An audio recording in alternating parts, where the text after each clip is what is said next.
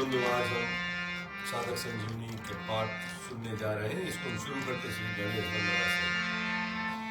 गजाननं भूतगणादिसेवितं कपित्थजम्बूफलचारुभक्षणम् उमासुतं शोकविनाशकारकम् नमामि विघ्नेश्वरपादपङ्कजम् शान्ताकारं भुजगशयनं पद्मनाभं सुरेशं विश्वाधारं गगनसदृशं मेघवर्णं शुभाङ्गं लक्ष्मीकान्तं कमलनयनं योगिविज्ञानगम्यं वन्दे विष्णुभवनं सर्वलोकैकनाथनं।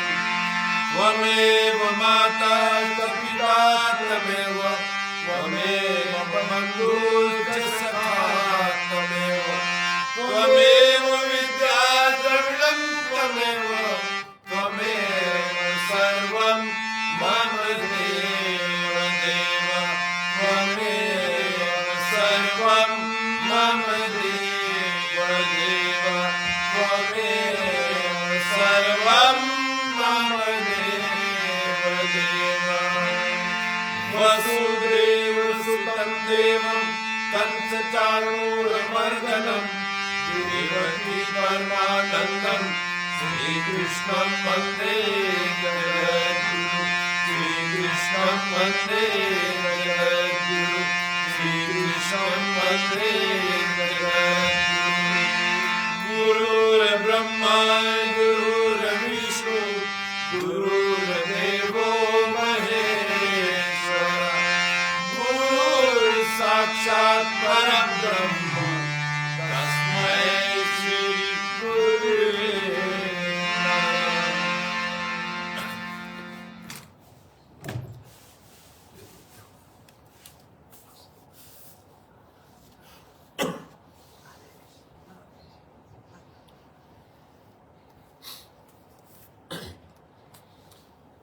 तो प्रिय बंधु, आज की कथा हम तीसरे अध्याय के 5वें श्लोक से लेकर चलते हैं। अर्जुन अभी सोच रहे हैं कि केवल कर्म छोड़ दिया तो खत्म, हम कर्म करना बंद कर देंगे।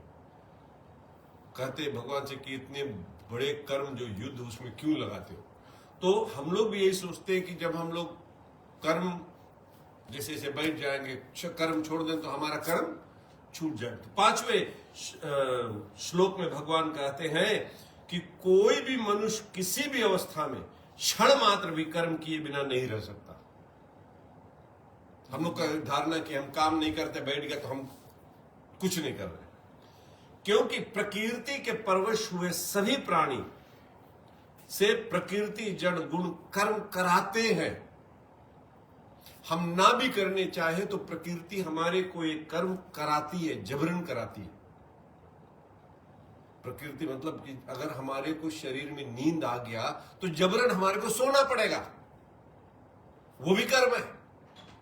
कोई भी कर्म वो प्रकृति के द्वारा सब कराती है। जागना पड़ता, जब पूरा 8 घंटा या कितना आप नींद ले लेते हो फिर जागते हो, वो भी प्रकृति है। तो प्रकृति से ही काम सब हो रहा है यहां पर।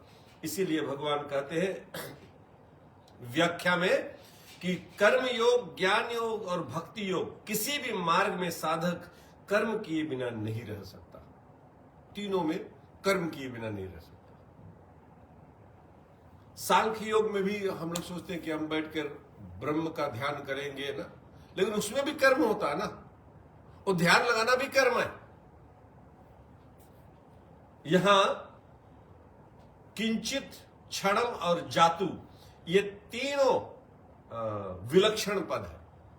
यहां भगवान 3 वर्ड यूज करे से, किंचित, क्षणम और जातु। इसमें किंचित पद का प्रयोग करके भगवान कहते हैं कि कोई भी मनुष्य कर्म किए बिना नहीं रहता, चाहे वह ज्ञानी हो या अज्ञानी। यद्यपि ज्ञानी का अपने कहलाने वाले शरीर के साथ कोई संबंध नहीं रहता, तथापि उसके कहलाने वाले शरीर से भी हरदम क्रिया होती रहती है। भले वो अपने शरीर को अपना नहीं मानता हो, लेकिन शरीर में क्रिया होती रहती है। ब्लड संचार होता रहता है, खाना खा लेते हो, पच रहा है, वो सब सब सब वो क्रिया ही है। तो बोले अगर जो अपने शरीर को अपना ना भी माने तो भी शरीर का काम होता रहता, शरीर में कर्म होते रहते। क्षणम पद का प्रयोग करके भगवान कहते हैं कि यद्यपि मनुष्य मैं हरदम कर्म करता हूं ऐसा नहीं मानता, तथापि जब तक वह शरीर के साथ अपना संबंध मानता है तब तक वह एक क्षण के लिए भी कर्म किए बिना नहीं रहता। जब तक हम लोग इसको अपना मानते हैं, यहां पर जो भगवान बोले जो अपना नहीं भी मानते तो भी कर्म करता है, शरीर अपने आप कर्म होता है। अपने आप खाना है, नहाना है, पचाना है, हम भोजन कर लिए, खाना पचाना और रक्त में जाता है, सब हमारे को सब जो कार्बोहाइड्रेट प्रोटीन ये सब अपना अपना सब अलग करता है, सब कर्म ही है। नजर आने वाले भी या बिना नजर आने भी। जातु पद का प्रयोग करके भगवान यह कहते हैं कि जागृत, स्वप्न, सुषुप्तु, मूर्छा आदि किसी भी अवस्था में मनुष्य कर्म किए बिना नहीं रहता। सो रहे तो भी, मूर्छा हो गए तो भी। इसका कारण भगवान इसी श्लोक के उत्तरार्ध में अवशा पद से बताते हैं कि प्रकृति के परवश होने के कारण उसे कर्म करना ही पड़ता है। हम लोग सब प्रकृति से बंधे हुए, प्रकृति से परवश यानी उस पर डिपेंडेंट है, प्रकृति से पे ही डिपेंडेंट है। कोई ऐसा नहीं कि प्रकृति से हम लोग अलग है, सब प्रकृति में ही। तो हम लोग को परवश काम करना ही पड़ता है। प्रकृति निरंतर परिवर्तनशील है, प्रकृति निरंतर परिवर्तनशील, बदल रहा। साधक को अपने लिए कुछ नहीं करना है। जो साधक है ना, अपने लिए कुछ नहीं करना है। नहीं, जो विहित कर्म सामने आ जाए, यानी जो अच्छा काम, जो धर्म के काम पर जो सामने आ जाए, उसे केवल दूसरों के हित की दृष्टि से कर देना है।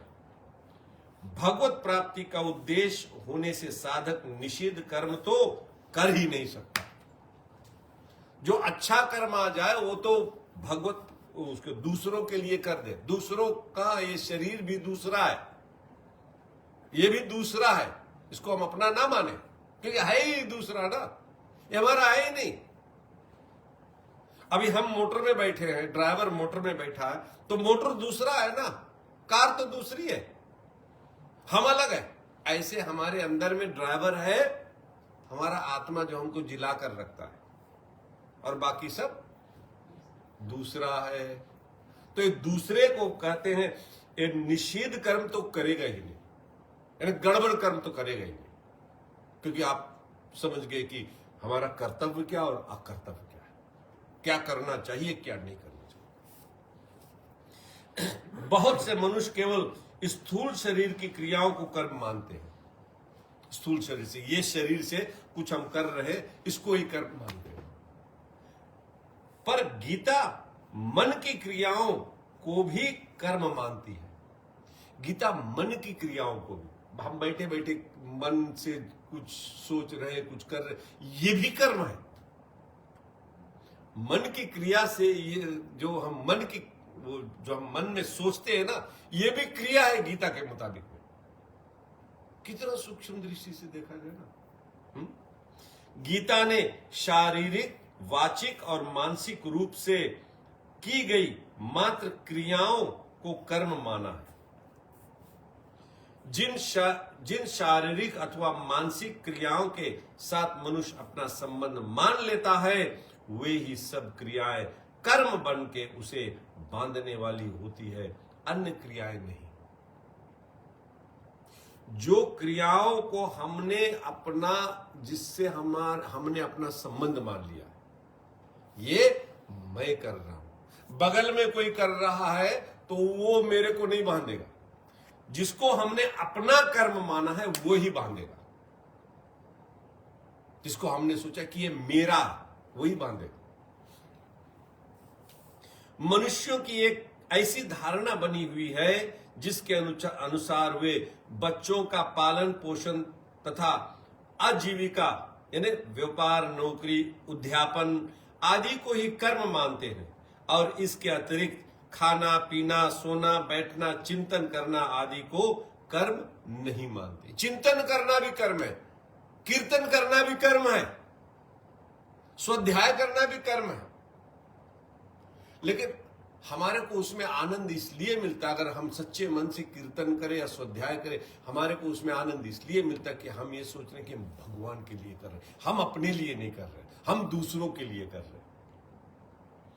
कीर्तन को स्वामी जी कहते हैं हम अपने लिए करेंगे तो वो भी कर्म बन जाता, वो भी फल देकर जाएगा। वो आपको भगवान तक नहीं पहुंचाएगा, वो भी फल देकर और चला जाएगा, क्योंकि हम उसमें आनंद ले रहे हैं, उसमें उसको हम अपना माना है। तो जिसको हम शरीर से अपना माना वो फल देकर जाएगा। तो सोना, बैठना, खाना पीना ये सब, इसी कारण कई मनुष्य व्यापार आदि कर्मों को छोड़कर ऐसा मान लेते हैं कि मैं कर्म नहीं कर रहा हूं, कि चलो हम बिजनेस में छोड़कर मैं वृंदावन चला जाऊं, वहां पर मैं कर्म नहीं करूंगा। परंतु यह उनकी भारी भूल है। वहां पर भी जाकर कुछ न कुछ तो करोगे ना, चलोगे, बैठोगे, उठोगे, यही सोचोगे कि मैं कर रहा हूं, वो भी कर्म हो जाएगा ना। ये बड़ी भारी भूल है। शरीर निर्वाह संबंधी स्थूल शरीर की क्रियाएं, नींद, चिंतन आदि सूक्ष्म शरीर की क्रियाएं और समाधि आदि कारण शरीर की क्रियाएं, ये सब कर्म ही है। सारा का सारा कर्म है। तीनों शरीर से जो होता है वो सारा का सारा कर्म ही है। जब तक शरीर में अहंता ममता है, अहंता ममता कि ये मैं कर रहा हूं, ये मैंने किया, ये जब तक शरीर में ये रहती अहंता ममता, तब तक शरीर से होने वाली मात्र क्रियाएं कर्म है। सारे के सारे वो कर्म है। कीर्तन भी मैं बहुत बढ़िया गा रहा हूं, ये भी कर्म हो गया। स्वाध्याय भी मैं बहुत बढ़िया पढ़ रहा हूं, ये भी कर्म। मैं कर ही नहीं रहा हूं। हम दूसरों के लिए करते, अपने लिए कुछ नहीं करना। अपने लिए कहते कुछ भी नहीं करना, क्योंकि जो अपना है, जो जिसको हम अपना मानते, जो आत्मा हो तो स्वतः मुक्त है ना, वो तो मुक्त ही है। हमने उसको बांध रखा है कि हम ये कर रहे हैं, हम ये कर रहे हैं, हम ये कर रहे हैं, तो हमने उसको बांध रखा है। कारण कि शरीर प्रकृति का कार्य है और प्रकृति कभी अक्रिया नहीं होती। प्रकृति कभी अक्रिया नहीं होती, यानी प्रकृति हर समय कर्म उसमें होता ही रहता, होता ही रहता, होता ही रहता। जब से हम लोग जन्मे और जब तक मरेंगे नहीं, हमारा कर्म चलता ही रहता है। हम कभी निष्क्रिय नहीं हो सकते जब तक हम शरीर से संबंध रखते हैं, तब तक। अतः शरीर में अहंता ममता रहते हुए कोई भी मनुष्य किसी भी अवस्था में क्षण मात्र भी कर्म किए बिना नहीं रह सकता, चाहे वह अवस्था प्रवृत्ति की हो या निर्वृत्ति की हो। कोई अवस्था हो, पकड़ने की या छोड़ने की, वो सब में सब कर्म ही। प्रकृति जन गुण यानी प्रकृति के परवश हुए प्राणियों से कर्म कराता है। प्रकृति जन गुण जो हमारे, देखो हम जिस जगह पर पैदा हुए वो प्रकृति एनवायरनमेंट जो है ना, उसके अनुसार हमारा डेवलपमेंट होता है। नहीं, हम लोग फिजी से, आप लोग इंडिया से, कोई यहाँ से, कोई वहां से, सब हमारा अलग अलग वो थॉट प्रोसेस रहता है। अलग अलग हम लोग बड़े हुए हैं, अलग अलग हमारी होती। तो बोले अलग अलग प्रकृति जन गुण प्रकृति परवश प्राणियों को, ये परवश होकर कर्म कराती। जैसे जिस माहौल में हम रहते हैं ना, उस माहौल में वो परवश यानी जबरन कर्म कराती। परवश होने पर प्रकृति के गुणों द्वारा कर्म कराए जाते हैं, क्योंकि प्रकृतियों उसके गुण निरंतर क्रियाशील है। यद्यपि आत्मा स्वयं अक्रिया है, असंग, अविनाशी, निर्विकार तथा निर्लिप्त है। आत्मा तो ये है। आत्मा क्या है? आत्मा जो स्वयं अक्रिया है। अक्रिया यानी कुछ भी नहीं करता। आत्मा कुछ नहीं करता, आत्मा केवल बैठा है। आत्मा केवल वह हमारे को जिंदा करता है, वो अक्रिया है, असंग है। आत्मा शरीर के साथ कभी संग हुआ ही नहीं, हो सकता ही नहीं, क्योंकि एक चैतन्य और एक जड़ है, उनका मिलाप नहीं हो सकता। असंग है, अविनाशी है, उसका नाश नहीं हो सकता। निर्विकार है, उसमें कोई विकार नहीं आता। हमारे में जैसे काम, क्रोध, लोभ, मोह ये विकार आते हैं ना, आत्मा में कोई विकार नहीं आता है।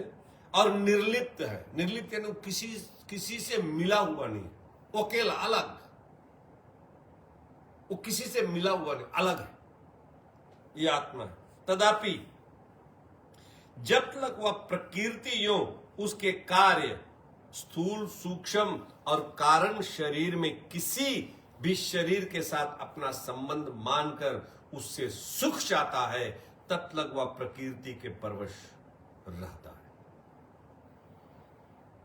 ये हमारे को हम छोड़ इसलिए नहीं पाते क्योंकि हम प्रकृति से सुख चाहते हैं। सुख की लोलुपता ही हमको कर्म के बंधन में बांधती है कि मेरे को, मैं ये कर दूंगा और इससे हमारे को सुख मिलेगा। सुख की लोलुपता जो है ना, यही हमारे को, वो आत्मा बंधानी है, लेकिन शरीर की सुख की लोलुपता के कारण आत्मा बंध गया। इसी परवशता को, परवश हो गया ना, क्योंकि प्रकृति से बंध गया। इसी परवशता को यहां अवशा पद से कहा गया है। 9वें अध्याय के 8वें श्लोक में और 8वें अध्याय के 19वें श्लोक में भी प्रकृति के साथ संबंध मानने से परवश हुए जीव के द्वारा कर्म करने की बात कही गई है। स्वभाव बनता है वृत्तियों से, वृत्तियां बनती है गुणों से, और गुण पैदा होता है प्रकृति से। एक क्रम है ना। अतः चाहे स्वभाव के परवश कहो, चाहे गुणों के परवश कहो, और चाहे प्रकृति के परवश कहो, एक ही बात है। स्वभाव के गुण या प्रकृति, सारे के सारे एक ही बात है। वास्तव में सबके मूल में प्रकृति जन पदार्थों की परवशता ही है। सबके मूल में क्या है? प्रकृति जन परवशता, कि किसी चीज पर हम निर्भर रहते हैं। प्रकृति का कोई भी चीज हो, उस पर हम निर्भर रहते कि इसके बिना हम जी नहीं सकते, इस पर ही हमारे को भरोसा। वही सबसे बड़ा गड़बड़ी का कारण है। इसी परवशता से सभी परवशताएं पैदा होती है। एक परवशता से सारी की सारी परवशताएं पैदा हो जाती है। जैसे नहीं, एक अगर आप एक लड़की से शादी करो ना, एक दुल्हन से शादी करो, तो उसके जितने परिवार है ना, सब आपकी फैमिली हो जाती है। ऐसे एक परवशता को सारे के सारे परवशता सब साथ में आ जाते हैं। अतः प्रकृति जन पदार्थों की परवशता को ही कहीं काल की, कहीं स्वभाव की, कहीं कर्म की और कहीं गुणों की परवशता कह दिया जाता है। तात्पर्य यह है कि जीव जब तक प्रकृति और उनके गुणों से अतीत नहीं होता, परमात्मा की प्राप्ति नहीं कर लेता, तब तक वह गुण, काल, स्वभाव आदि के परवश यानी अवश्य ही रहता है। अर्थात वह जीव जब तक प्रकृति के साथ अपना संबंध मानता है, प्रकृति में स्थित रहता है, तब तक वह कभी गुणों के, कभी काल के, कभी भोगों के और कभी स्वभाव के परवश होता रहता है, कभी स्वतंत्र नहीं रहता। आत्मा कभी स्वतंत्र नहीं रहता जब तक किसी शरीर किसी न किसी चीज से निर्भर रहता है कि ये मेरा, इसके बिना नहीं चलेगा, ये नहीं चलेगा, ये नहीं चलेगा। वो परवस्था बनी रहती है। इसके सिवाय यह परिस्थिति व्यक्ति, स्त्री, पुत्र, धन, मकान आदि के भी परवश होता रहता है। और हम लोग ये सब चीज के परवश होते हैं ना, व्यक्ति पर अपने सोशल नेटवर्क मंगो रखो, नहीं जाने किस पर कब कब जरूरी काम आ जाए, नहीं, फिर स्त्री पर, पुत्र पर, धन पर, मकान पर, ये जो प्रकृति है ना, उस पर हम परवश रहते हैं। ये हम सोचते हैं कि इसके बिना हमारा काम नहीं चलेगा, ये हमारी प्रॉब्लम है। परंतु जब यह गुणों से अतीत अपने स्वरूप का अथवा परमात्मा तत्व का अनुभव कर लेता है, अपने स्वरूप का, परमात्मा तत्व का अनुभव कर लेता है, तो फिर इसकी यह परवशता नहीं रहती और यह स्वतः सिद्ध स्वतंत्रता को प्राप्त हो जाता है। जब इस सब की जरूरत नहीं रहती, मेरे को नहीं चाहिए जरूरत है, भगवान पूरा करते हैं जरूरत, लेकिन हम अपने को शरीर मानकर यही सोचते हैं कि इसके बिना हम जिंदा नहीं रह सकते। नहीं, ये हम सोचते हैं इसके बिना हम जिंदा, खाना के बिना हम जिंदा नहीं, लेकिन खाना तो आता है ना, खाना तो मिलता आखिर में, लेकिन उस पर हम निर्भर हो जाते हैं, किसके बिना हमारा अब क्या होगा। भगवान घर भी दिए हैं, स्त्री, पुत्र, बालक, धन, दौलत सब दिया, फिर भी हम लोग उसके ही ऊपर निर्भर रहते कि धन नहीं रहेगा तो हम तो मर गए, घर नहीं रहा तो क्या है, सब कुछ प्रभु दिया, लेकिन उसके हम लोग ऐसे सोचते कि इसके बिना हम कैसे जिएंगे। यही हमारी सबसे बड़ी भूल। विशेष बात, प्रकृति की सक्रिय यानी स्थूल और अक्रिय सूक्ष्म दो अवस्थाएं होती है। जैसे कार्य करना सक्रिय अवस्था है और कार्य ना करना निद्रा आदि अक्रिय अवस्था है। दो, एक सक्रिय यानी फिजिकली आप कुछ कर रहे हो उसको सक्रिय कहते हैं, और अक्रिय जैसे हम बैठ गए, सो गए, सो को कहते हैं आप क्या कर रहे हैं, कुछ नहीं कर रहे हैं, नहीं, हम बोलते क्या कर रहे, कुछ नहीं कर रहे, बैठे, बैठना भी एक कर्म, लेकिन हम बोल देते कुछ नहीं। वास्तव में अक्रिय अवस्था में भी प्रकृति अक्रिया नहीं रहती। हम जब कुछ भी नहीं करते फिर भी हम कुछ करते ही करते हैं, परंतु उसमें सूक्ष्म रूप से सक्रियता रहती है। जैसे किसी सोए हुए मनुष्य को जगाने के समय से पूर्व ही जगा देने पर वह कहता, अगर खाली सोया हो, उसको 7 घंटे का नींद, आप उसको 5 घंटे में ही जगा दो तो क्या बोलेगा कि मुझे कच्ची नींद में जगा दिया। क्या यार, क्यों जगा, कच्ची नींद में जगा। इससे यह सिद्ध हुआ कि नींद की अक्रिय अवस्था में भी नींद के पकने की क्रिया रहती है। नींद भी पकता है, नहीं, नींद उससे, हाँ, जब पूरी नींद लेने के बाद मनुष्य जागता है तब उपरयुक्त बात नहीं कहता, क्योंकि नींद का पकना पूर्ण हो गया।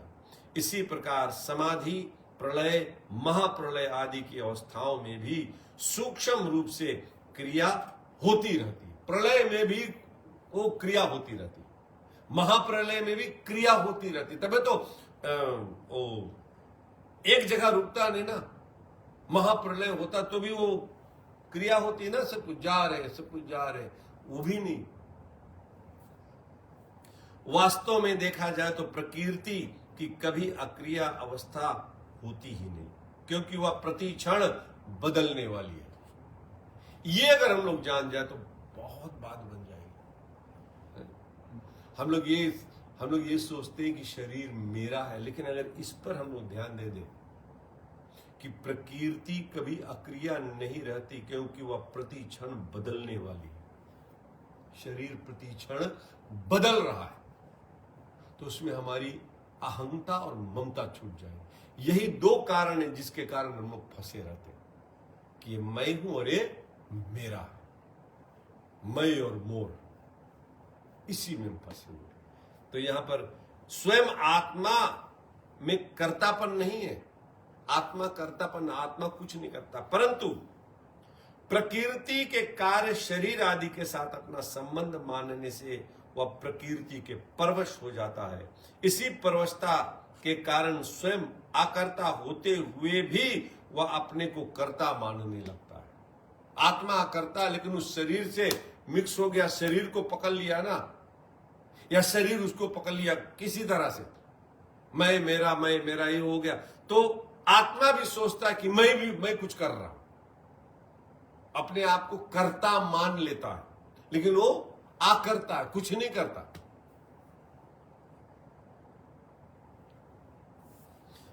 वस्तुतः आत्मा में कोई भी परिवर्तन रूप क्रिया नहीं होती।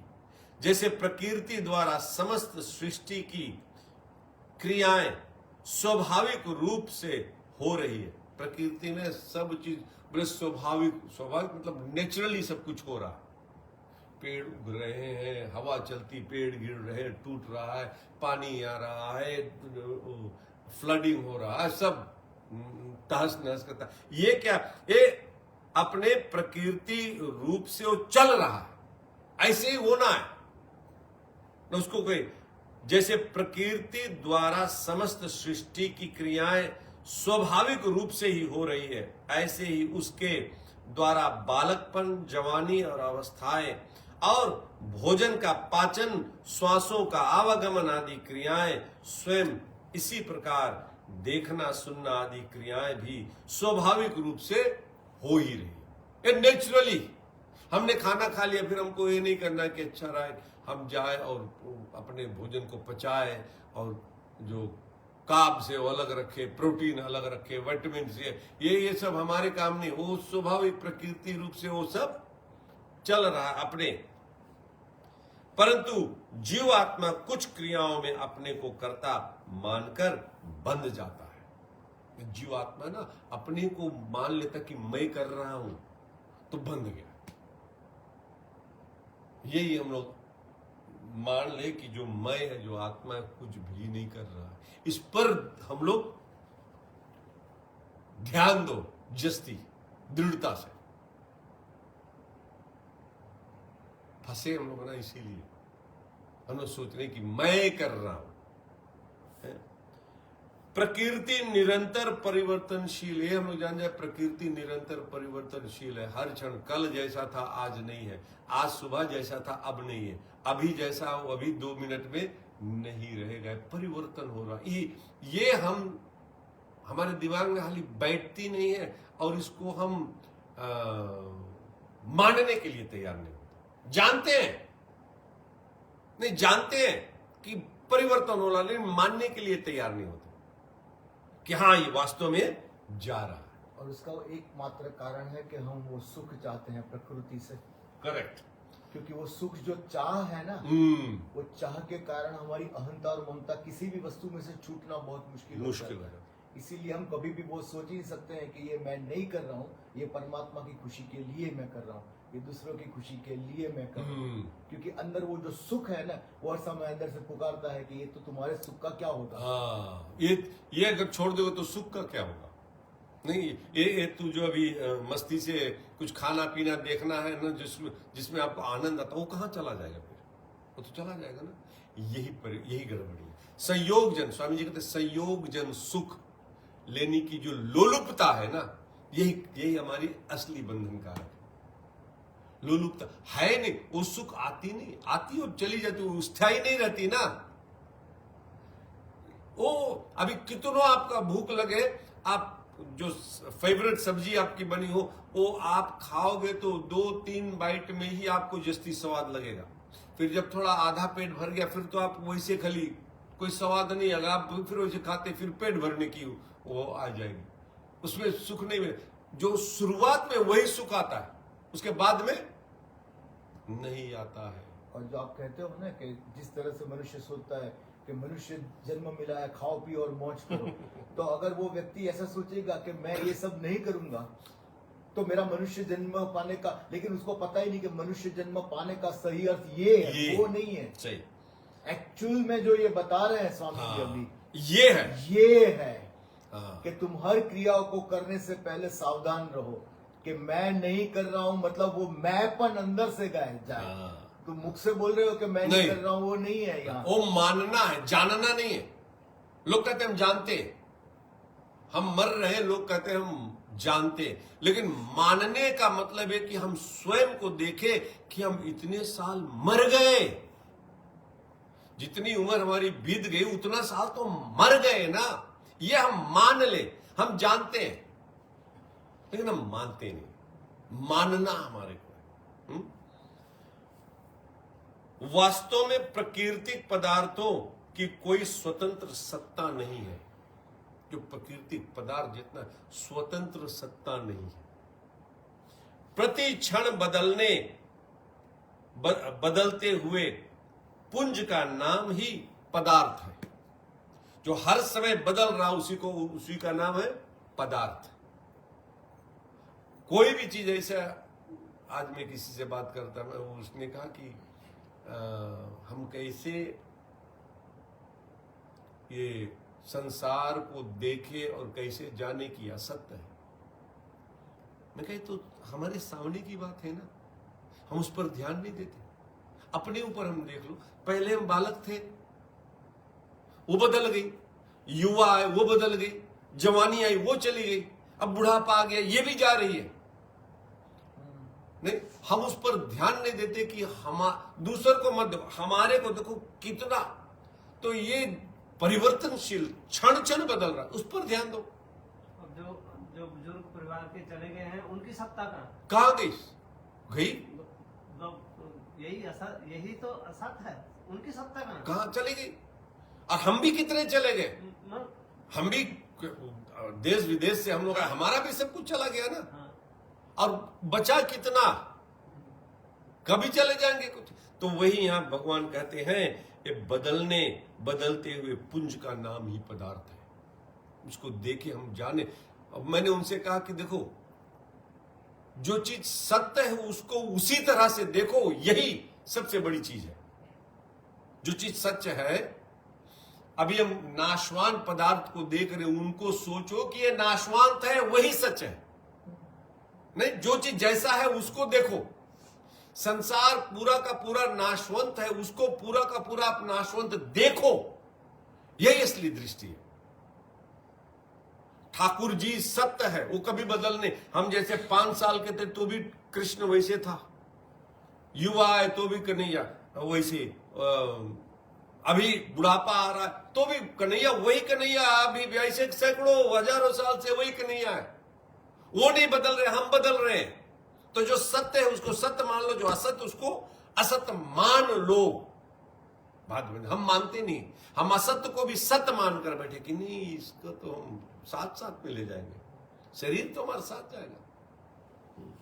पदार्थों के साथ अपना संबंध मानने से कोई भी मनुष्य किसी भी अवस्था में क्षण मात्र भी कर्म किए बिना नहीं रह सकता। पदार्थ को हम अपना मान लेते, मतलब कि हम उसमें क्रिया कर्म करने लगे। अगर साधक ऐसा वास्तविक अनुभव कर ले, कैसा वास्तविक अनुभव, कि संपूर्ण क्रियाएं पदार्थों में ही हो रही है और पदार्थों के साथ मेरा किंची मात्र भी संबंध नहीं है। जो सब हो रहा उससे मेरा एक भी किंची मात्र भी संबंध नहीं है। और पदार्थों के साथ किंची मात्र, तो वह परवशता से मुक्त हो सकता है। तो परवशता से मुक्त हम हो सकते हैं अगर ये मान ले कि पदार्थों के साथ हमारा किंची मात्र भी संबंध नहीं। हमारा मतलब शरीर का नहीं, आत्मा का। शरीर का तो है संबंध सब, आत्मा का। कर्म योगी प्रतिक्षण परिवर्तनशील पदार्थों की कामना, ममता और आसक्ति का त्याग करके इस परवशता को मिटा देता है।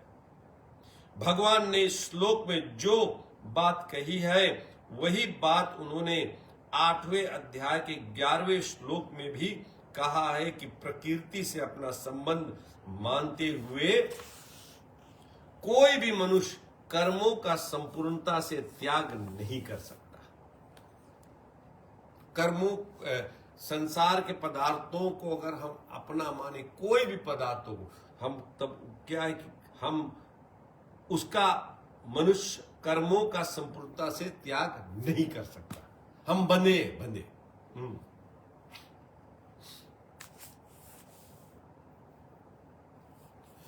एक चीज श्रीमद् भागवत गीता में अभी हम लोग पढ़ रहे हैं तो देखें स्वामी जी का जो उन्होंने अब यहाँ एक श्लोक इसको बताते कि आगे भी है पीछे भी था यहाँ, तो उसमें एक बात देखने में आती है कि भगवान अर्जुन को एक बात कितनी डिफरेंट एंगल से बताते हैं। हाँ, क्योंकि अगर कर्म योग से रेफरेंस है तो उसी से बताना पड़ेगा, ज्ञान योग से तो वहां रेफरेंस से बताना पड़ेगा, 12वें चैप्टर में आएगा तो भक्ति रेफरेंस, भक्ति योग के रेफरेंस से बताना हाँ। पड़ेगा। खुद वो पुरुषोत्तम है तो 15वें चैप्टर में पुरुषोत्तम योग से बताना हाँ। पड़ेगा।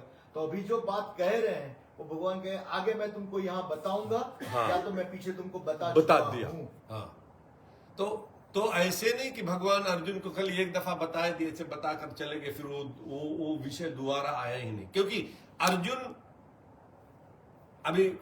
अर्जुन का वो स्थिति ऐसी थी कि भगवान अभी हमारे को कुछ ऐसा बता दे जिससे मैं युद्ध ना करूं, क्योंकि वो युद्ध ना करने के मन में उठाने बैठा है। वो ऐसा सोच रहा है कि भगवान कुछ ऐसे बात बता दे कि जिससे मैं युद्ध न, इसीलिए वो कई कि आप कर्म को श्रेष्ठ बताते हो, फिर भी मेरे को इसमें क्यों डालते हो, ऐसे कितनी बातें अर्जुन वो कंफ्यूज होकर भगवान से पूछता। लेकिन अगर हम पूरा गीता देखें तो कहीं कितना जगह जगह पर रिपीट, यहां दिया भगवान, वहां रिपीट किए, यहां रिपीट किए, सेम चीज बताने के लिए। क्यों रिपीट कर रहे हैं? क्योंकि वो महत्वपूर्ण है, वो इंपॉर्टेंट है। कोई भी चीज अगर रिपीट होती है तो इसका मतलब कि वो इंपॉर्टेंट है, उस पर ध्यान देना चाहिए। और अर्जुन का जैसे क्लियर रहा कि कहीं भगवान बता दे, ऐसे भगवान का पहले से क्लियर रहा कि युद्ध तो तुमको करना ही पड़ेगा। युद्ध तो तुमसे मैं करा ही कर रहा हूं। क्यों? क्योंकि ये युद्ध तुम नहीं करने वाला हो, ये तो अधर्म और धर्म का युद्ध है। सही। और मैं धर्म की स्थापना करने आया हूँ, तो तुमको मैं निमित्त बना रहा हूँ, तुमको तो यश मिलने वाला है, तुमको तो मैं आगे खड़ा रखने वाला हूँ। कितनों तुम बोल लो, नहीं करूंगा, नहीं भगवान मैं करा कर ही दूं। और वही हमारी परिस्थिति है ना, भजन जिसको नहीं करना वो कोई भी एंगल से करे। भगवान बोलते हैं अगर मैं चाहता हूं कि तुमसे भजन कराऊंगा तो वो करा के ही रहेगा, कहीं ना कहीं जो करा कर रहेगा। हम अगर चाहे तो भगवान कहीं ना कहीं पहुंचा देते हैं। इस बात को अगर हम समझ जाए तो हमारे को ये बात मैं हरदम कहता हूं। भगवान, अभी हम लोग पढ़े थे ना, भगवान कहते हैं आप हमारी तरफ चल पड़ो। बोले मैं आपको जो जो चीज की जरूरत होगी उसको मैं ढो कर ला कर दूंगा तेरे को। ढोने वाला मेरे को बहुत, चलो ठाकुर जी ढो कर लेकर आते कि भैया ये ले लो, इससे तेरा काम बन जाएगा। कितना भगवान हमारे को ख्याल करते हैं, कितना ध्यान देते हैं। इमेजिन करो अगर हम सच्चे मन से उसके तरफ चल पड़े, कितना चीज ला ला कर देता है, हम उसकी कल्पना भी नहीं कर नहीं। सकते। बैठ गया मैं, श्रद्धेय स्वामी रामचंद्र जी छोटा सा किताब वो आ गया, पूरा हिला दिया मेरे को अंदर तला। मैं कहा ये, और वहां पर और भी मंडली का और सब लोग थे, किसी को नहीं दिया, किसी को नहीं दिया, किसी ने पूछा तक नहीं, मेरे को ही दिया। अब ये बात उनकी कृपा नहीं तो और क्या है। वो जानता है कि ये मेरे तरफ आना, बोला मैं ढो कर लाऊंगा, इंडिया से ढो कर लेकर आए, मेरे को दिया। मेरे को ये लगता है जैसे ठाकुर जी से ढो के लाकर ऐसे देख कि बेटा ये तेरे काम की चीज है, तू ले जा, इससे कर कर मेरे धाम में आ जा। ठाकुर जी चाहते हैं कि मेरे पास आए, बंदा मेरे पास आए। और यहां पर श्रीमद् भागवत साधक संजीवनी दे दिया, इतना विलक्षण ग्रंथ।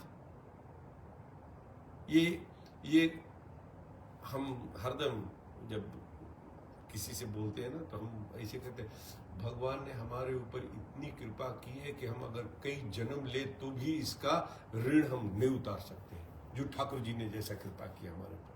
हम जैसे अधम थे, बेकार, एकदम निठल्ला, कोई फायदा का नहीं। कहां हम लोग थे, ठाकुर जी कहां लेकर आ गए। ये मानने वाली बात उसकी असीम कृपा हुई, असीम कृपा। संबंध पीछे के श्लोक में यह कहा गया है कि कोई भी मनुष्य किसी भी अवस्था में क्षण मात्र भी कर्म किए बिना नहीं रहता।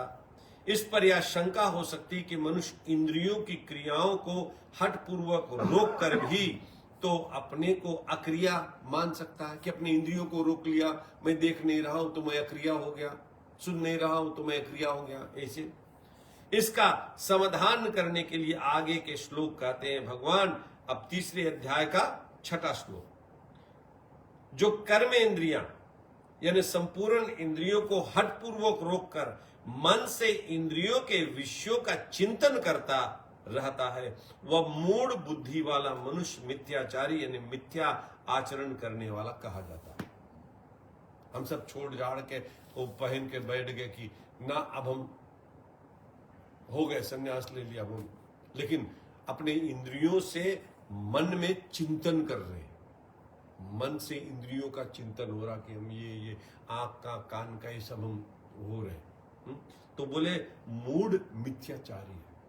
और भगवान बड़ा सुंदर वो जब बताते, जैसे हम लोग डिबेट करते हैं ना, जब डिबेट होती है तो एक पॉजिटिव होता है और एक नेगेटिव होता है, और एक वो जो सार होता है ना, पॉजिटिव नेगेटिव का जो एक वो करता है कंक्लूजन करता है, तो दोनों तरफ की बात वो अच्छी तरह से रख देता कि this is what it is. क्योंकि जो पॉजिटिव वाले तो केवल पॉजिटिव बोलेंगे, नेगेटिव वाले केवल, लेकिन जो कंक्लूजन होता है ना वो ऐसे भगवान कई जगह यहाँ पर अर्जुन को बताते कि जो ये नहीं करते लोग उनकी क्या है, जो करते हैं उनकी। और मेरे मत की बात मैं ये कहता हूं, भगवान अपने मत की बात करते कि ऐसे नहीं ऐसे, ऐसे नहीं ऐसे। ये भगवान कभी ऐसे नहीं कहते कि नहीं ये गलत है और ये अच्छा है। कहते ये करने से ये होगा, ये करने से ये होगा, लेकिन मेरे मत में ये करोगे तो ये हो जाओगे, ऐसे कहता हूं। यानी स्वतंत्रता दी हम लोगों को। नहीं, कल उठ के कोई व्यक्ति ब्लेम नहीं कर सकता है ना कि भगवान आपने ये कहा और मैंने किया, हाँ, और उससे मुझे ये फायदा हुआ कि नुकसान हुआ। क्योंकि मनुष्य का तो दिमाग ऐसे ही तर्क और वितर्क के लिए वो फायदा और नुकसान से भी होता है। एग्जैक्टली। हाँ।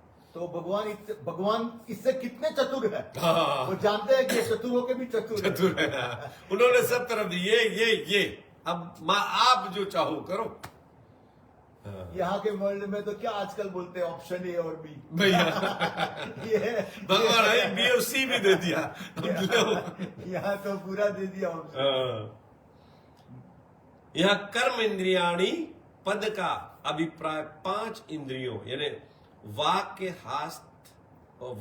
हस्त पाद उपस्थ और गुदा से ही नहीं है, प्रत्युत इनके साथ 5 ज्ञानेन्द्रिय यानी त्रोण, त्वचा, नेत्र, रसना और घ्राण से भी है, क्योंकि ज्ञानेन्द्रिय के बिना केवल कर्म इंद्रिय के कर्म नहीं हो सकते। इसके सिवाय केवल हाथ पैर आदि क्रियाओं को रोकने से तथा आंख कान आदि ज्ञानेन्द्रियों को न रोकने से पूरा मिथ्याचार भी सिद्ध नहीं होता।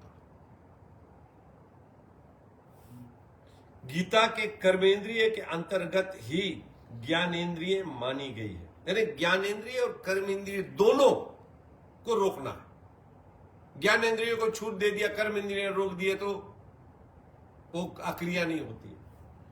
इसलिए गीता में कर्मेंद्रिय शब्द में आता है पर ज्ञानेन्द्रिय शब्द कहीं नहीं आता। 5वें अध्याय के 8वें 9वें श्लोकों में देखना, सुनना, स्पर्श करना आदि ज्ञानेन्द्रियों की क्रियाओं को भी कर्मेंद्रिय की क्रियाओं के साथ सम्मिलित किया गया है, जिससे सिद्ध होता है कि गीता ज्ञानेन्द्रियों को भी कर्मेंद्रियां ही मानती है। जो ज्ञानेन्द्रियां है ना वो भी अलग नहीं, वो भी कर्मेंद्रियां हो गई, क्योंकि वो भी कर्म, ज्ञान हम सोचते हैं ना तो वो भी कर्म हो गई ना, ज्ञानेन्द्रियां भी कर्म, ये गीता मानती है। ज्ञानेन्द्रिय का वही कर्म आ जाता है ना, जैसे स्पर्श किया, हाँ, तो ज्ञान हुआ कि हमने क्या छुआ, तो वो ज्ञानेन्द्रिय का कर्म है उसको बताना कि आपने ये चीज छुई, गरम छुआ या ठंडा छुआ, ज्ञान हो गया ना। हाँ, वो भी एक कर्म हो गया, कर्म में परिवर्तित हो गया। हाँ, वो भी एक कर्म हो गया।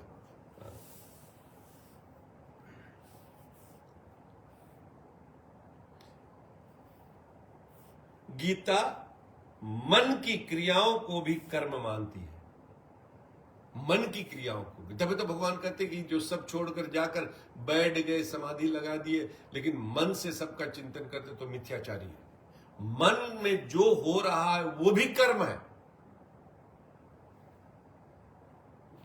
याद है ना? मन से कर्म। तात्पर्य यह है कि मात्र प्रकृति क्रियाशील होने से प्रकृति का कार्य मात्र क्रियाशील है। यहां संयम्य पद का अर्थ होता है इंद्रियों का अच्छी तरह से नियमन, अर्थात उन्हें बस में करना। तथापि यहां इस पद का अर्थ इंद्रियों को बस में करना ना होकर उन्हें हठपूर्वक बाहर से रोकना ही है। कारण कि इंद्रियों के बस में होने पर उसे मिथ्याचार कहना नहीं बनता। मूढ़ बुद्धि वाला सत्य असत्य के विवेक से रहित मनुष्य बाहर से तो इंद्रियों की क्रियाओं को हठपूर्वक रोक देता है, बाहर से सब रोक देता है इंद्रियों की क्रियाओं को हठपूर्वक, जो सत्य असत्य के विवेक को नहीं होते, पर मन से उन इंद्रियों के विषयों का चिंतन करता रहता है, मन से उसका चिंतन होते रहता है और ऐसी स्थिति को क्रिया रहित मान लेता है। और ऐसी स्थिति को जाकर चुपे बैठे बोले हम क्रिया रहित है, सन्यासी हो गए। खत्म, सन्यासी हो गया, बैठ गए, झुल पहन लिया, हो गए हम सन्यासी हो, खत्म। लेकिन वो सोच रहा है कि अब 12 बजने वाले, पता नहीं हमारे भोजन कहाँ मिलेगा, और भोजन मिलेगा तो क्या क्या मिलेगा, हलवा पूड़ी मिल जाती तो ठीक होता। वो मन से जो सोच रहा वो भी क्रिया होगी, कुछ किया नहीं उन्होंने, लेकिन मन से जो सोचा वो क्रिया होगी। इसलिए वह मिथ्याचारी अर्थात मिथ्या आचरण करने वाला कहा जाता है। यद्यपि उसने इंद्रियों के विषयों को बाहर से त्याग दिया है और ऐसा समझता है कि मैं कर्म नहीं करता हूं, तथापि ऐसी अवस्था में भी वह वस्तुतः कर्म रहित नहीं हुआ। कारण कि बाहर से क्रिया रहित देखने पर भी अहंता, ममता और कामना के कारण राग पूर्वक विषय चिंतन के रूप में विषय भोग का कर्म तो हो ही रहा है। हम कढ़ी खाए या ना खाए, कढ़ी के स्वाद को जो रस चिंतन, रस का चिंतन, जो रस का चिंतन है ना, कढ़ी हम अगर बात करें तो हमारे को एकदम हम जान जाते कढ़ी कैसा टेस्ट करता है। खाए नहीं अभी हम लोग, लेकिन टेस्ट करें। हलवा बोले हलवा का हम जान गए कि मीठा है। लड्डू, अब किसी भी नाम का ले लो, हम जो खाए हुए हमारे को रस आ जाती है कि इसका है। वही बोले हम विषयों का चिंतन में रूप में विषय भोग में वो कर्म ही हो जाता है। बैठकर हम चिंतन करते वो भी कर्म हो गया। ये पहले हम लोग सोचते थे कि जो जाकर बैठ गया कर्म क्रियाहीन हो गया, कर्म खत्म। लेकिन गीता कितना डिटेल में जाती है। वही बात जो लास्ट फ्राइडे को आई थी कि बुद्धि और विवेक अलग है। तो जो विवेक से ये बात को पहले जान लेगा और हठ पूर्वक रोकने की जगह उसको विवेक से करेगा, तो उसके मन के अंदर की परिस्थिति में उसको वो पता चलेगा कि अभी मेरा मन कहाँ है। मैं बाहर से तो रोक रहा हूँ, लेकिन मेरा मन अंदर में कहा जाता है। तो वो विवेक से वो करेगा तो धीरे धीरे उसको पता चलेगा कि नहीं अभी मेरा मन नहीं लगा, अब लगने लगा है, अब लगने लगा है, अब मुझे ये धीरे। तो वो विवेक की महत्ता रहेगी। जो बात बुद्धि और विवेक की अलग अलग बताई थी कि विवेक अलग है, बुद्धि अलग है। और फिर एक और चीज, जब तक हम शरीर से संबंध मान कर बैठे ना कि शरीर मैं हूं, शरीर मेरा है, तो मन भी मेरा है, तो हम संबंध बनाए ही रहेंगे चाहे कुछ भी हो जाए। मेन थिंग है कि जब शरीर मेरा नहीं है तो ना मेरी बुद्धि है ना मेरा मन है। संबंध विच्छेद कर लो, फिर कुछ हो रहा तो हो जाने, उसके काम जाने। हम संबंध हम अपना मान के बैठे ना कि ये मेरा है, मेरी इंद्रियां, मेरा मन, मेरी बुद्धि, तो जो हो रहा तो सब तेरा कर्म में जा रहा है, तू कर रहा। बड़े तू कुछ चुप्पे बैठा मन से जो सोच रहा है सब खाता में जाता है, तू ये कर रहा है, ये कर रहा है, ये कर रहा है, ये कर रहा है, सोच रहा है कि तू ये कर रहा है। संसारिक भोगों को बाहर से भी भोगा जा सकता है और मन से भी।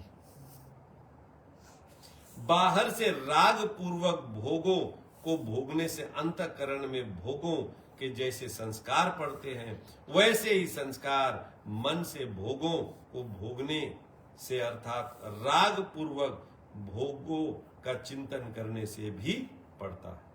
बाहर से भोगों का त्याग तो मनुष्य विचार से, लोक लिहाज से और व्यवहार में गड़बड़ी आने के भय से भी कर सकता है। बाहर से तो कुछ हम कई चीज दुनिया के दिखाने के लिए भी हम छोड़ देते हैं, भय लाख लोक लज्जा से ना। पर मन से भोग भोगने में बाहर से कोई बाधा नहीं आती। मन में बैठा हम जो चीज भोगता, बाहर क्या जाने कि हम क्या सोच रहे हैं, उनमें कोई बाहर से कोई बाधा नहीं आती। क्योंकि पहले हमने शरीर से वो भोगों को भोगा है, उसकी स्मृति उसके अंदर बनी हुई रस बुद्धि, इसीलिए पता है रस बुद्धि। एग्जैक्टली। अतः वह मन से भोगों को भोगता रहता है और मिथ्याभिमान करता रहता है कि मैं भोगों का त्यागी हूं। मन से भोग भोगने में विशेष हानि होती है। मन से भोग भोगने में विशेष हानि होती, क्योंकि इसके सेवन का विशेष अवसर मिलता है। इसके सेवन का विशेष अवसर मिलता है, मतलब हम अगर चुप्पे बैठे तो हमारे को कौन जान सकता कि मैं क्या सोच रहा हूं, मन से क्या भोग रहा हूं। अवसर मिलता ना, समय मिलता है, और किसी को मालूम ही नहीं होता कि हम क्या सोच रहे हैं। अतः साधक को चाहिए कि जैसे वह बाहर के भोगों से अपने को बचाता है, उसका त्याग करता है, वैसे ही मन से भोगों के चिंतन का भी विशेष सावधानी से त्याग करे। मन से जो चिंतन हो रहा उसका भी हम विशेष रूप से त्याग करें, उसका भी देखें। अर्जुन भी कर्मों का स्वरूप से त्याग करना चाहते हैं और भगवान से पूछा कि आप मुझे घोर कर्म में क्यों लगाते हो। इसके उत्तर में यहां भगवान कहते हैं कि जो मनुष्य अहंता, ममता, आसक्ति, कामना आदि रहते हुए केवल बाहर से कर्मों का त्याग करके अपने को क्रिया रहित मानता है, उसका आचरण मिथ्या है। तात्पर्य यह है कि साधक को कर्मों का स्वरूप से त्याग ना करके उन्हें कामना, आसक्ति से रहित होकर तत्परता पूर्वक करते रहना चाहिए। कामना का त्याग कर दो, अहंता का त्याग कर दो, आसक्ति का त्याग कर दो। ये सब त्याग कर कर कर्म करते रहना चाहिए कि ये मेरा नहीं, हम दूसरों के लिए कर्म कर रहे हैं। बोल बाके बिहारी लाल की। एक छोटा सा कीर्तन हो जाए।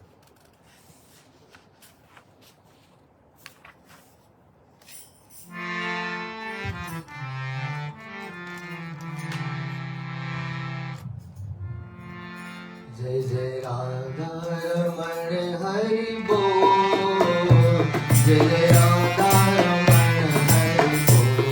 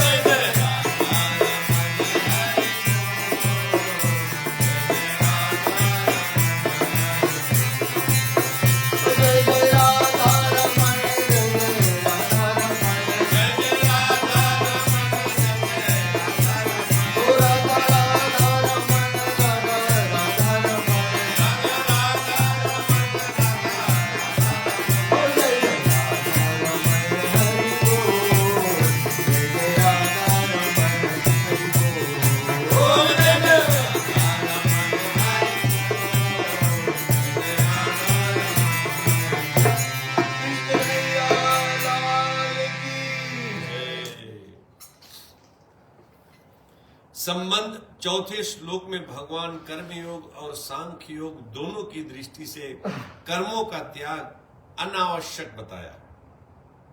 दोनों कर्मों का त्याग हम कर ही नहीं सकते, नहीं, अनावश्यक है। फिर 5वें श्लोक में कहा कि कोई भी मनुष्य किसी भी अवस्था में क्षण मात्र भी कर्म किए बिना नहीं रह सकता।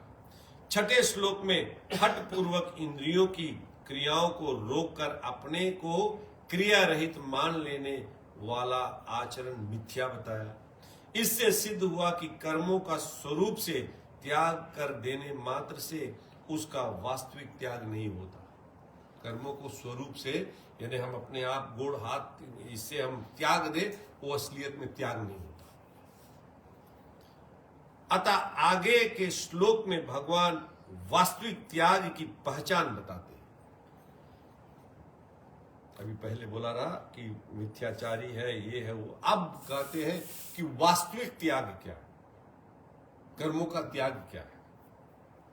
हे अर्जुन, जो मनुष्य मन से इंद्रियों पर नियंत्रण करके आसक्ति रहित होकर निष्काम भाव से समस्त इंद्रियों के द्वारा कर्म योग का आचरण करता है, वही श्रेष्ठ है।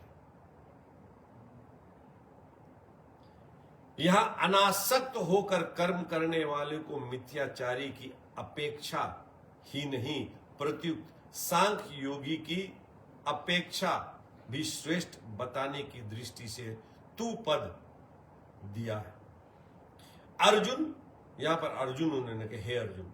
अर्जुन शब्द का अर्थ होता है स्वच्छ। यहां भगवान ने अर्जुन संबोधन का प्रयोग करके यह भाव दिखलाया है कि तुम निर्मल अंतःकरण से युक्त हो, अतः तुम्हारे अंतःकरण में कर्तव्य कर्म विषयक या संदेह कैसे? तुम तो अंतःकरण से शुद्ध हो, फिर ये कैसे हो गया कि मैं ये कर्म करता हूं या ये कर्म नहीं करता हूं? इसका कैसे आ गया? अर्थात यह संदेह तुम्हारे में स्थिर नहीं रह सकता। यानी भगवान बोले ये जो संदेह है तुम्हारे मन में टिकेगा नहीं, ये भाग जाएगा।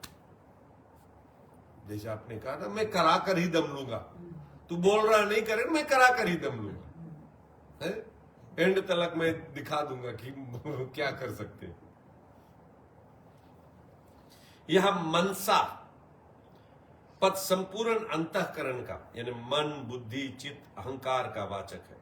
और इंद्रियाणी पद 6ठे श्लोक में आए कर्म इंद्रियाणी पद की तरह ही 10 इंद्रियों का वाचक है। मन से इंद्रियों को बस में करने का तात्पर्य है कि विवेकवती बुद्धि के द्वारा मन और इंद्रियों से स्वयं का कोई संबंध नहीं है।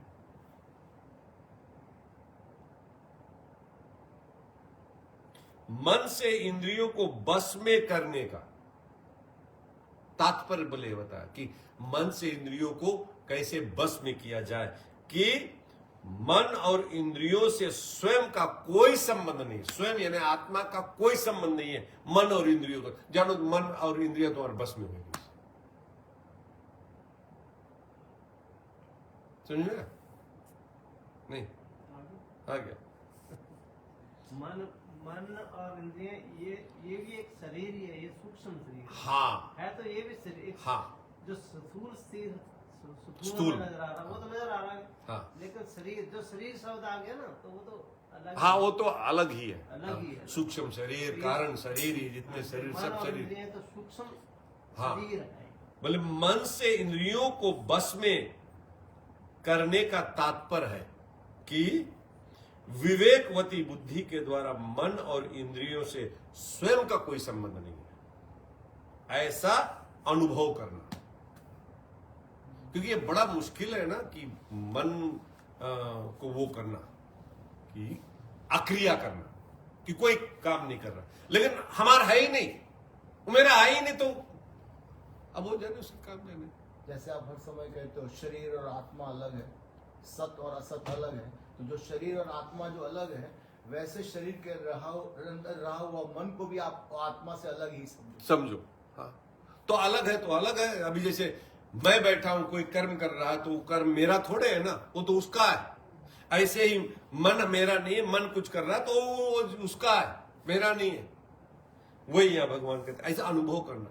मन से इंद्रियों का नियमन करने पर इंद्रियों का अपना स्वतंत्र आग्रह नहीं रहता, अर्थात उसको जहां लगाना चाहे वहीं वे लग जाती है और जहां से हटाना चाहे वहीं से वे हट जाती है।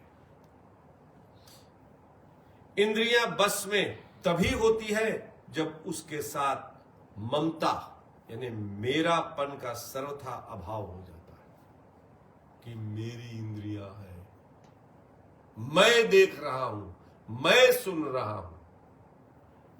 सर्वथा इंद्रियों से ममता का अभाव हो जाना, मैं और मेरापन, ये क्या है? ये इंद्रियों को बस में करना है। 12वें अध्याय के 11वें श्लोक में भी कर्म योगी के लिए इंद्रियों को बस में करने की बात आई है। तात्पर्य यह है कि बस में की हुई इंद्रियों द्वारा ही कर्म योग का आचरण होता है। पीछे 6ठे श्लोक में भगवान ने सैम्य पद से मिथ्याचार के विषय में इंद्रियों को हठ पूर्वक रोकने की बात कही थी, किंतु यहां नियमय पद से शास्त्र मर्यादा के अनुसार इंद्रियों का नियमन करने यानी निषेध से हटाकर उन्हें शास्त्र विहित कर्तव्य कर्म में लगाने की बात कही है। नियमन करने पर इंद्रियों का संयम स्वतः हो जाता है। आसक्ता यानी आसक्ति दो जगह होती है। हम लोग आसक्ति, हमारे मन इंद्रियां में आसक्ति होती ना, आसक्ति दो जगह होती है। कौन सी जगह? एक बोले कर्मों में आसक्ति, दूसरा उसके फल में। एक तो हम लोग जो कर्म करते हैं उस पे, और दूसरा उसका जो फल होता, ये दो जगह हमारे को आसक्ति रहती है। समस्त दोष आसक्ति में ही रहते हैं, कर्म तथा उसके फल में नहीं।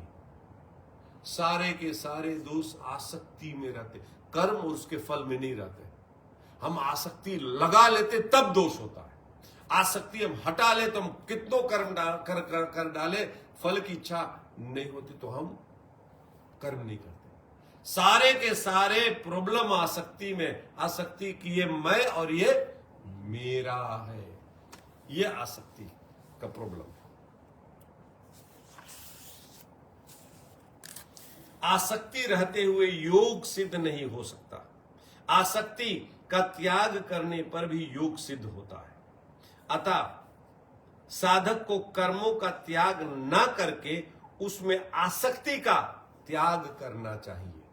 कर्मों का त्याग नहीं, आसक्ति का। अर्जुन को भगवान बताए कि तू मार इनको, लेकिन फल की इच्छा मत कर।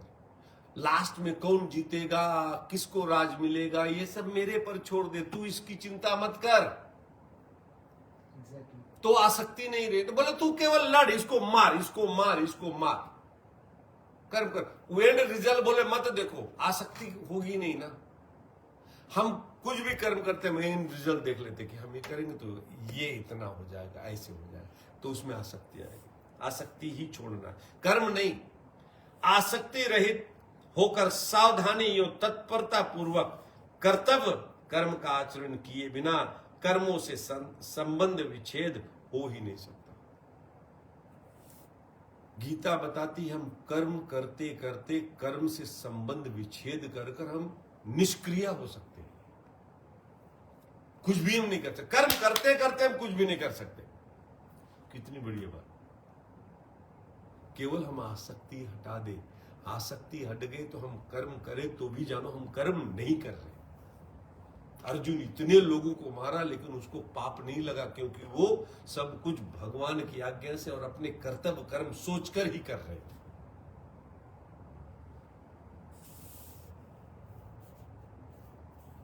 साधक आसक्ति रहित तभी हो सकता है जब वह शरीर, इंद्रियां, मन, बुद्धि को मेरी अथवा मेरे लिए ना मानकर केवल संसार की और संसार के लिए ही मानकर संसार के हित के लिए तत्परता पूर्वक कर्तव्य कर्म का आचरण करने लग जाए।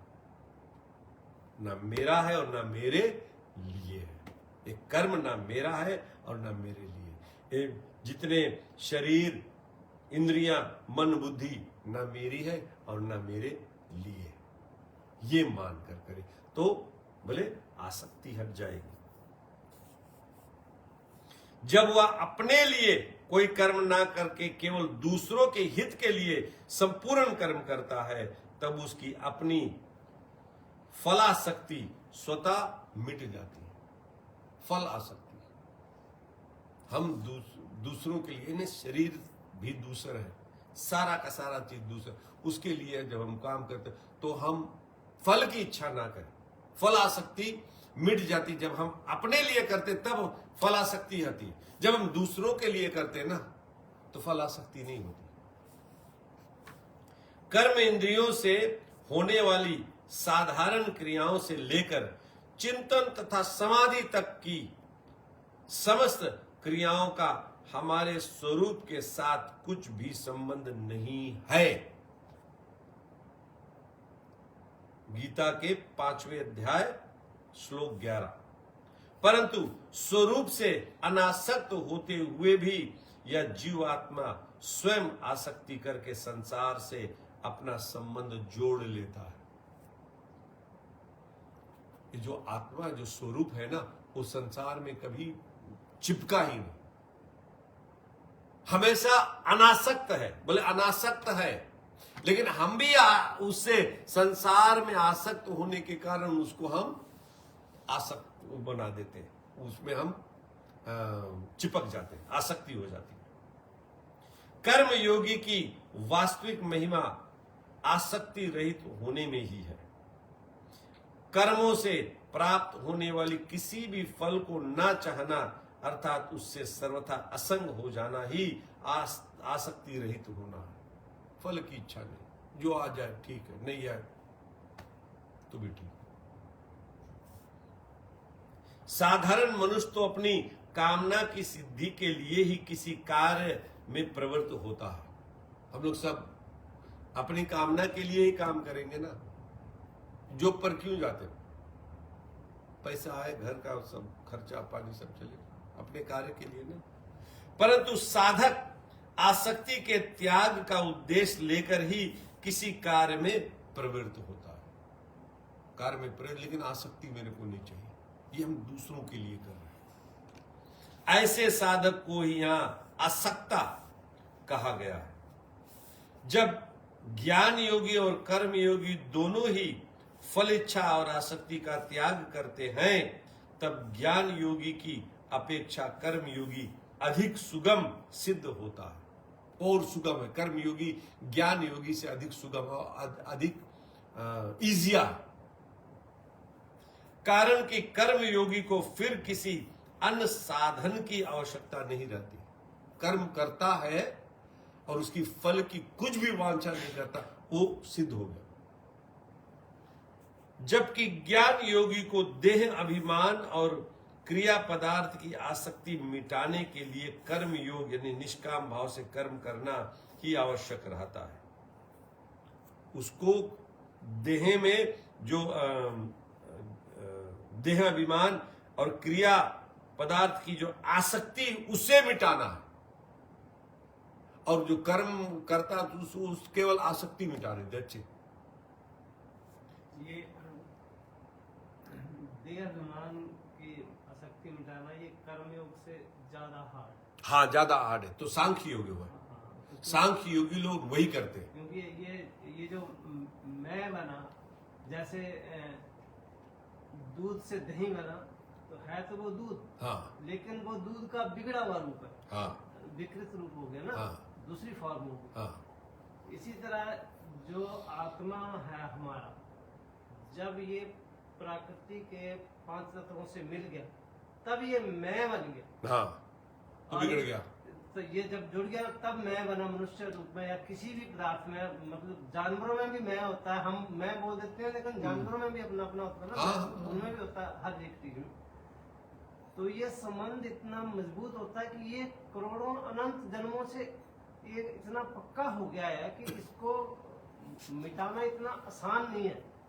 अब इसका अगर एक छोटा सा उदाहरण देखा जाए इसी जन्म में से, जैसे किसी बंदे की शादी होगी, अगर वो गहरी नींद में सोया है, सिर्फ इसी की बात कर रहे हैं हम, अगर वो गहरी नींद में सोया है, दूसरा आदमी उठे, हाँ भैया आपकी शादी होगी, तो उठ के सोचेगा नहीं कि वो तो हाँ भी मेरी शादी होगी। मतलब इस जन्म का एक छोटा सा संबंध भी दिमाग पे इतना असर डालता है, इतना चिपकता है कि उसको कितना मुश्किल होता है उस चीज को बिछाना। तो जो चीज हमें करोड़ों जन्मों से हम एक चीज को, एक लकीर को ढोते जिस ढांचे में चले हुए, तो वो मिटाना इतना कठिन है कि इसीलिए वो स्वामी जी कहते हैं कि कर्मयोग आसान है। इसका मतलब क्योंकि कर्म करते करते हम निष्काम कर्म हो जाए, इसके इन रिटर्न कुछ ना मांगे तो ईजिया, और इसका परिणाम सबका एक है, सबका। हाँ, तत्व प्राप्ति सबकी समान। सब वो मैं बातें कर रहा था ना, तो उसमें प्रभु जी पूछ रहे हैं कि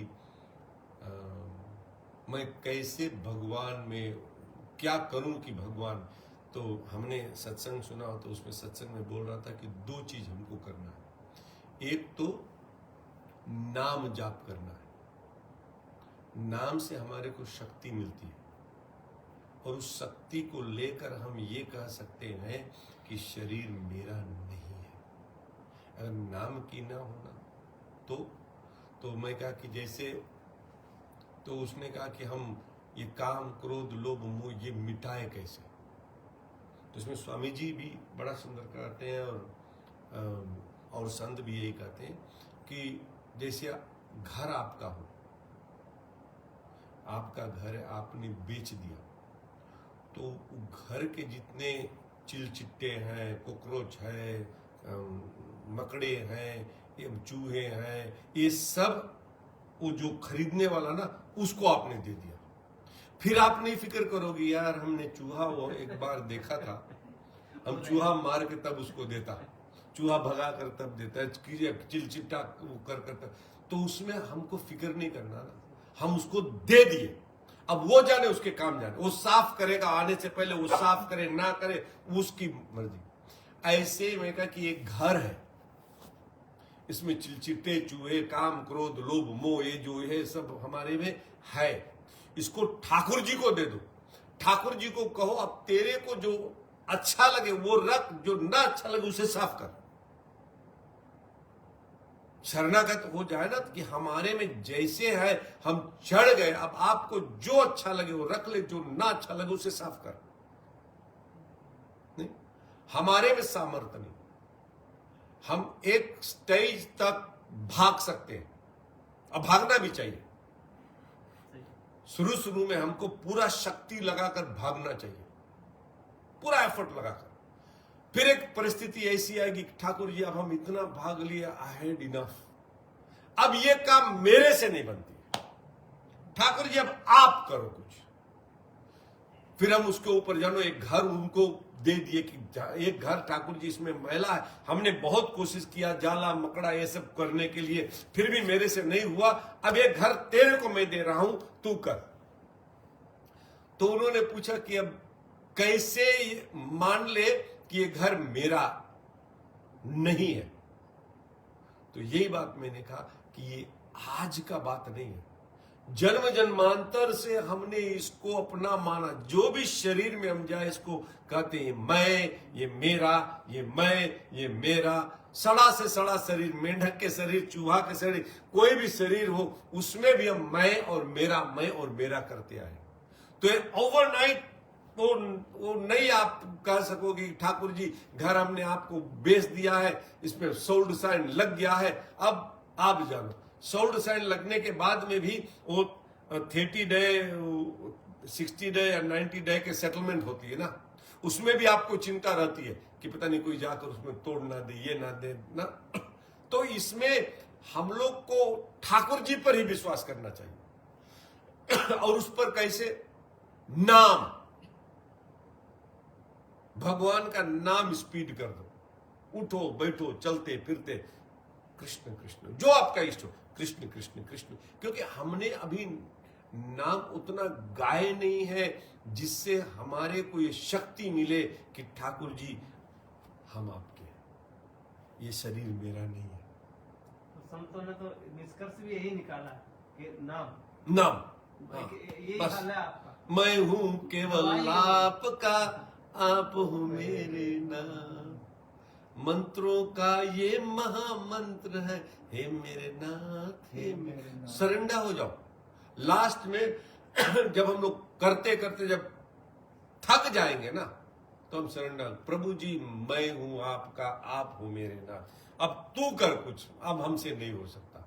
बोले जब हम क्रिया करते करते हम थक जाए, रोना, कभी कभी हमारे को जब वो मिलता है ना, कोई टास्क मिलता है कि इतने दिन में आप इतना कर देना और अकेले ही करना, और हम कर रहे हैं, अब दिन एकदम नजदीक आ रहा है और हम कर नहीं पा रहे हैं, तो हमारे को रुआई आती है ना, रोना आता कि प्रभु जी हम इतना वो कर रहे हैं, लेकिन हम समय से पहले काम नहीं कर पाएंगे। रोना आ जाए ना, ऐसे हम जानते कि समय से पहले ठाकुर जी हम इस शरीर को अलग नहीं कर सकते, हम आपके धाम में नहीं आ सकते, तो हमको रोना आ जाए कि प्रभु जी अब आप करते हैं, अब नहीं मैं कर सकता, अब आप करो। तो वही यहाँ अब आगे चलते हैं। कर्म योग, वही तो जन्म जन्मांतर से हमारी ये बनी हुई ना, इसके लिए नहीं हो रहा, तो अब भगवान नाम इंक्रीज करो। नाम नाम सब कहते हैं, नाम नाम, कलयुग में केवल नाम नाम, जो आपको इष्ट, जो आपका इष्ट हो, केवल नाम रखो, चलो बैठो उठो चलते फिरते नाम नाम नाम नाम नाम नाम। कर्म योग में आसक्ति का त्याग मुख्य है। कर्म योग केवल एक चीज करना, आसक्ति का त्याग कर दिया, जिससे कर्म योगी को सद्बुद्धि की प्राप्ति हो जाती है। इसलिए भगवान कहते हैं कि कर्मों का त्याग करने की आवश्यकता नहीं है, प्रत्युत आसक्ति रहित होकर कर्म करने की आवश्यकता है। वही अर्जुन को बताते हैं, कर्म योग की बात अर्जुन को बताते हैं। इसलिए एम्फसाइज भगवान कर्म योग, क्योंकि अर्जुन कर्म योग के मुताबिक में ही चल रहा है, कर्म योग पर ही चलेगा अर्जुन, वो भक्ति योग में नहीं जा सकता। कर्म योग को कर्म करे, सोचे कि इसमें हम सब ठाकुर जी के लिए कर रहे, और ठाकुर जी तो बोल ही रहे, पहले मैंने मार रखा तो केवल निमित्त मात्र हो जाए है? कर्मों का त्याग करना चाहिए या नहीं, यह देखना वस्तुतः गीता का सिद्धांत नहीं है। गीता के अनुसार कर्मों में आसक्ति ही यानी दोष के कारण त्याज है, आसक्ति ही त्याज है, कर्म नहीं त्याज।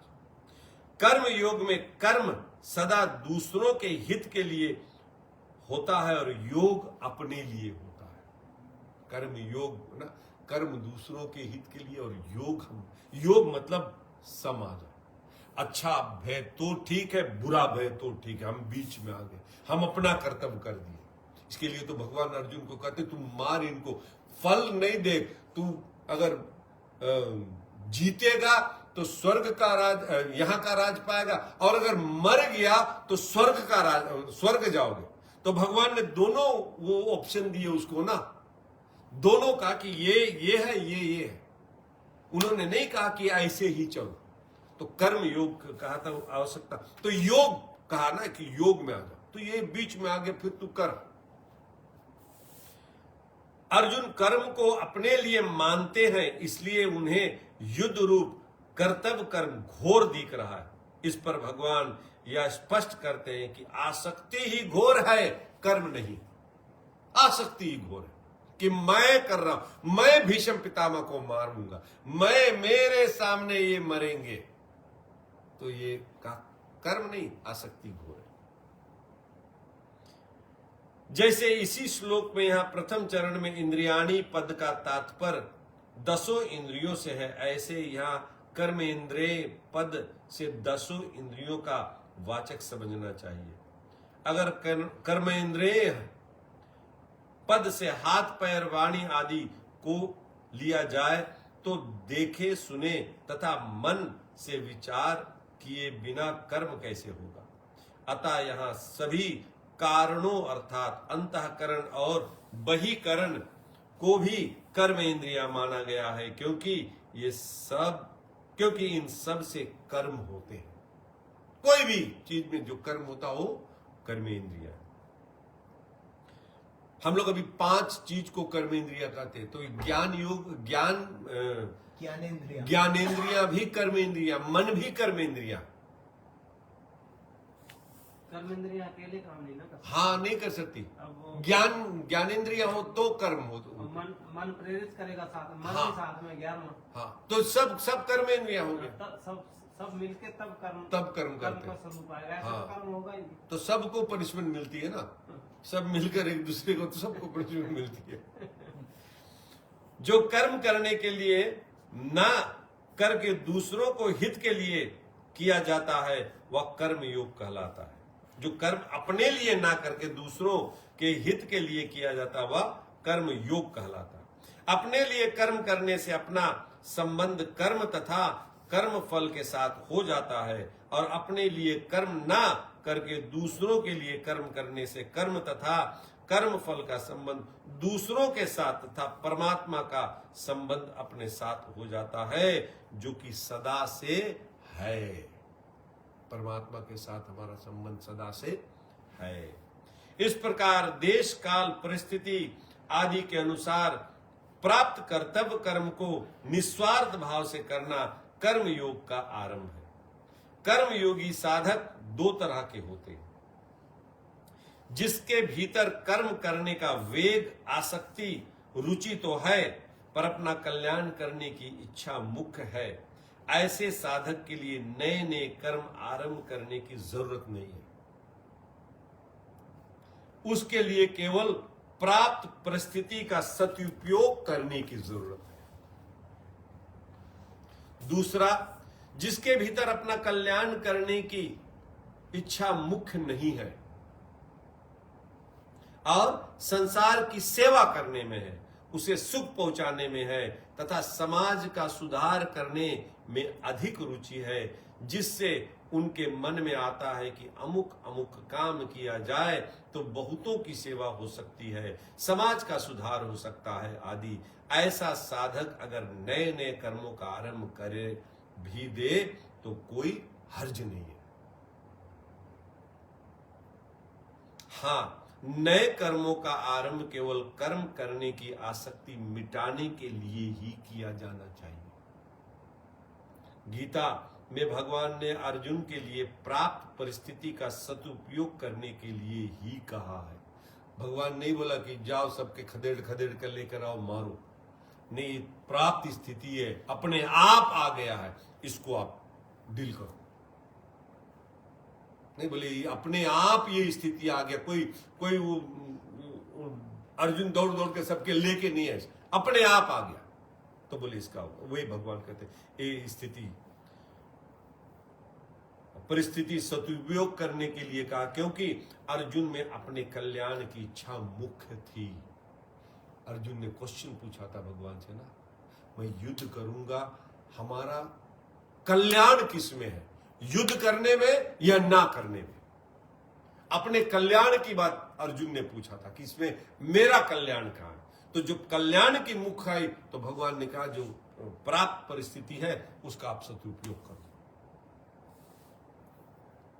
सविशेष्यस्ते, जो अपने स्वार्थ का फल की आसक्ति का त्याग करके मात्र प्राणियों के हित के लिए कर्म करता है वह श्रेष्ठ है, कारण कि उसकी मात्र क्रियाओं का प्रवाह संसार की तरफ हो जाने से उसमें स्वतः असंगता आ जाती है। साधक का जब अपना कल्याण करने का विचार होता है तब वह कर्मों को साधन में विघ्न समझकर उनसे उपराम होना चाहता है, परंतु वास्तव में कर्म करना दोषी नहीं है। जैसे हम सोचते हैं कि हम अपने कल्याण करें, चलो छोड़कर वृंदावन चलते हैं, नहीं, अयोध्या जाए, काशी जाए, छोड़ के सब चला। लेकिन यहां भगवान कहते हैं कि पर वास्तव में कर्म दोषी नहीं है, परंतु वास्तव में कर्म करना दोष नहीं है, प्रत्युक्त कर्मों में सकाम भाव ही दोषी है। सकाम भाव से कर्म करना ही दोष। अतः भगवान कहते हैं कि बाहर से इंद्रियों का संयम करके भीतर से विषयों का चिंतन करने वाले मिथ्याचारी पुरुष की अपेक्षा आसक्ति रहित होकर दूसरों के हित के लिए कर्म करना श्रेष्ठ है। सबसे श्रेष्ठ आसक्ति, दूसरों के लिए कर्म करो, इन रिटर्न कुछ नहीं चाहो, दूसरा का भला हो जाए। वास्तव में मिथ्याचारी पुरुष की अपेक्षा स्वर्ग आदि की प्राप्ति के लिए सकाम भाव पूर्वक कर्म करने वाला ही भी श्रेष्ठ है। फिर दूसरों के कल्याण के लिए निष्काम भाव पूर्वक कर्म करने वाला कर्मयोगी श्रेष्ठ है। इसमें तो कहना ही क्या है। बोले जो मिथ्याचारी है, वास्तव में मिथ्याचारी पुरुष की अपेक्षा, जो मिथ्याचारी जो झूठे बैठ गए वो कहे कि हम ध्यान करते, मिथ्याचारी, उससे बढ़िया है कि स्वर्ग आदि की प्राप्ति के लिए सकाम भाव पूर्वक कर्म करने वाला वो श्रेष्ठ है। चलो सकाम भाव से कर्म तो कर रहा है ना, ये तो बैठ गया है, लेकिन उससे श्रेष्ठ है, उस सकाम भाव से करने का उससे भी श्रेष्ठ है कि जो निष्काम भाव पूर्वक कर्म करता वो उससे भी श्रेष्ठ है। 5वें अध्याय में जब अर्जुन ने प्रश्न किया कि सन्यास और योग दोनों में कौन श्रेष्ठ है, तब भगवान ने उत्तर में दोनों को ही कल्याण करने वाला बताकर कर्म सन्यास की अपेक्षा कर्म योग को श्रेष्ठ कहा। कर्म से सन्यास ले लेने से अच्छा कर्म करते करते और कर्म योग यानी कर्म करते करते कि निष्काम कर्म भाव करो, ये श्रेष्ठ है। यहां भी इसी आशय से स्वार्थ भाव का त्याग करके दूसरों के हित के लिए कर्म करने वाले कर्म योगी को श्रेष्ठ बताया। यहां पर देखो भगवान बोले 5वें अध्याय में, जब 5वें अध्याय अभी आगे के अध्याय में अर्जुन भी यही क्वेश्चन जब पूछेगा तो यही आंसर भगवान वहां पर भी देंगे जो यहां दे रहे हैं। तो कई जगह रिपीट हुए यहां पर, क्योंकि अर्जुन को अलग अलग तरह से भगवान समझाना चाहते हैं, एक ही बात को अलग अलग एंगल से बताते हैं। तो भगवान चाहते हैं हम लोगों को भी किसी एंगल से समझ में आ जाए, ताकि हम अर्जुन को निमित्त ही बनाया हुआ है। वो तो अर्जुन तो साक्षात नारायण ही थे, नर और नारायण थे, उसको तो केवल निमित्त बनाकर हमारे मन में, देखो भैया गीता हम पढ़ ले, हमारे मन में जितने क्वेश्चन है सारे के सारे क्वेश्चन का आंसर हो जाएगा, कोई एक क्वेश्चन का आंसर छूटेगा भी नहीं, क्योंकि अर्जुन हमारा रिप्रेजेंट किया। मन बड़ा चंचल, मन ये कर रहा, ये कर लो, वैसे कर लो, ये सब हमारे क्वेश्चन है। भगवान ने सारे के सारे को आंसर दिया। और प्रभु तो आए ही धर्म की संस्थापना के लिए थे। धर्म का संस्थापना तो किए उस समय धर्म, लेकिन ये छोड़कर चले गए कि हमारे बाद जाने के बाद में लोग इसको रिवाइव किया उन्होंने, ये लुप्त हो रहा था। कितने इससे गीता से, रामायण से, भागवत से कितना हमारा धर्म ऊपर गया। बोल बांके बिहारी लाल की जय।